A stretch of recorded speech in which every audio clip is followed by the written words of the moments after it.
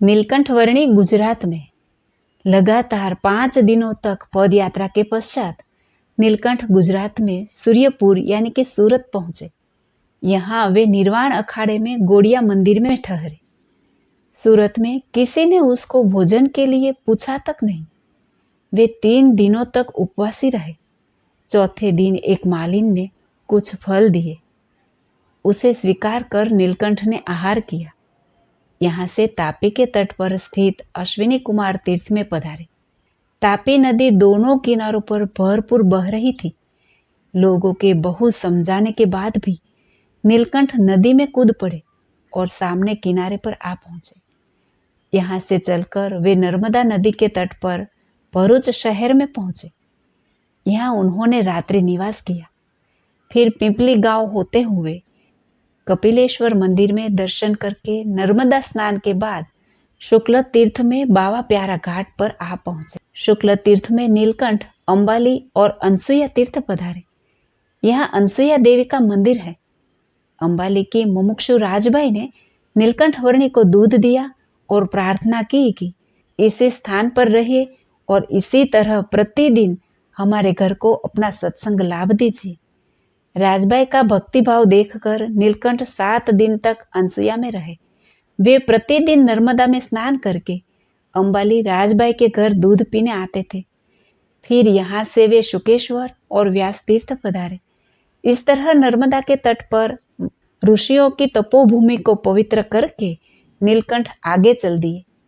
चाणोद तथा करनाली के प्राचीन मंदिरों में दर्शन करके नीलकंठ डभोई पधारे। यहाँ वाघनाथ महादेव के मंदिर में उन्होंने रात्रि निवास किया। फिर वसोई होकर वटपत्तन यानी कि वटोदर, बड़ौदा आ पहुंचे। बड़ौदा शहर के बीच मांडवी के दरवाजे के नीचे नीलकंठ ने आसन ग्रहण किया। संध्या का समय था। धुंधले उजाले में नीलकंठ की प्रतिभा से आकर्षित होकर लोगों की भीड़ बढ़ने लगी। लोग जिज्ञासा पूर्वक पूछताछ करने लगे। इतने में अमीरचंद नामक एक व्यापारी अपनी दुकान से निकलकर नीलकंठ के पास आ पहुंचे। उसके हाथ में लालटेन थी। लालटेन के उजाले में उसने नीलकंठ का मुखारविंद देखा तो स्तब्ध रह गया। उसने सोचा कि निश्चित ही यह कोई महापुरुष है। इसने नीलकंठ को हाथ जोड़कर भोजन के लिए पूछा। नीलकंठ ने कहा, जो भी तैयार हो वह लाइए। वह दौड़ता हुआ घर गया। पत्नी से पूछा तो खिचड़ी तैयार थी। उसने अपनी पत्नी से बताया कि आज तो शहर में एक महान योगी पधारे हैं, उन्हें भोजन कराना है। अमीरचंद की पत्नी ने भी नीलकंठ के दर्शन किए थे।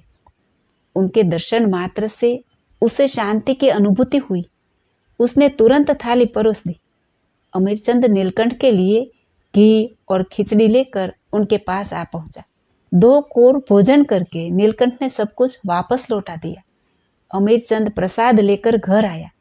उसकी पत्नी ने महिमा पूर्वक प्रसाद खाया ही था कि उसके अंतर्मन की प्रबल वासना मिट गई और उसे दिव्य शांति का अनुभव हुआ।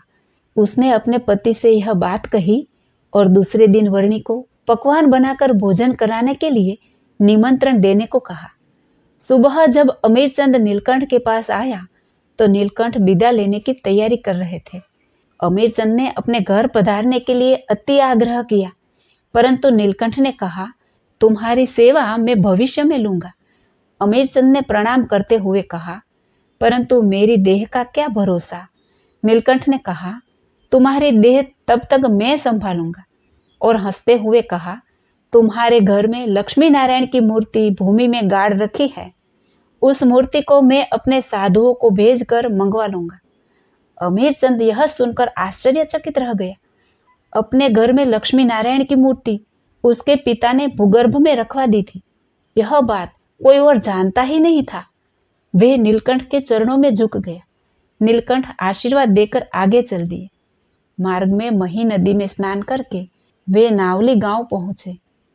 यहाँ भोजन लेकर उन्होंने लालदास का कल्याण किया।